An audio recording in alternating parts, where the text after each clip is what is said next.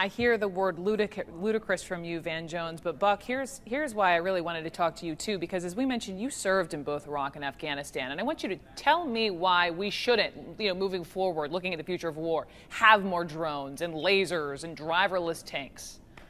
Well, we should absolutely have those things, but you bring up, for example, two major land wars the U.S. has been involved in recent history, and then the idea that the U.S. government can project accurately into the future what troop strength we would need in order to address those threats. Now, the Obama administration is essentially getting away here with using budget policy in order to determine at some level what military strategy is going to be. The reality here is they're saying we don't want a force of this size because we won't need to do these major land occupations in the future. But the truth is the same soldiers who may be building houses or wells in Afghanistan, whether or not somebody agrees with that as a usage of U.S. military power, those troops would be necessary for a war that we can't see coming. And it takes a lot longer to train a combat pilot or train a veteran soldier than it does to, say, build a tank. So these are the issues that they have to be looking at going forward. A 20% cut in Army forces is not nibbling around the edges. That is a bite down the middle. That is a serious drawdown in our force strength. We are talking about the U.S. military. I mean, don't you think if there is a call for boots on the ground,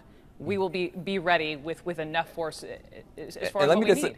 Let me just add one thing. I'd love to hear Buck's response on this.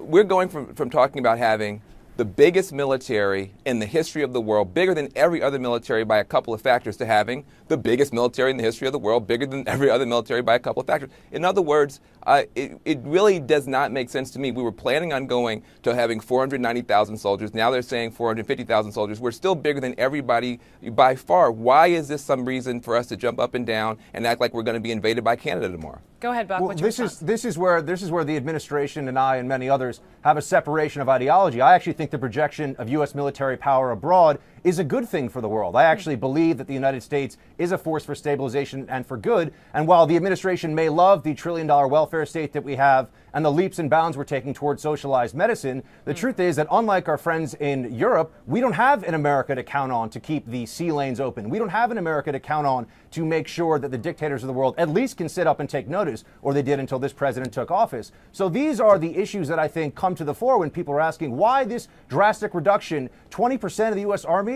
and also, by the way, balancing budgets on the backs of military families. Meanwhile, if you try to cut anything this administration believes is sacred, such as entitlements, if you try to look at the spending they're doing domestically, nothing can ever be cut. There's nothing that can ever be cut from that budget.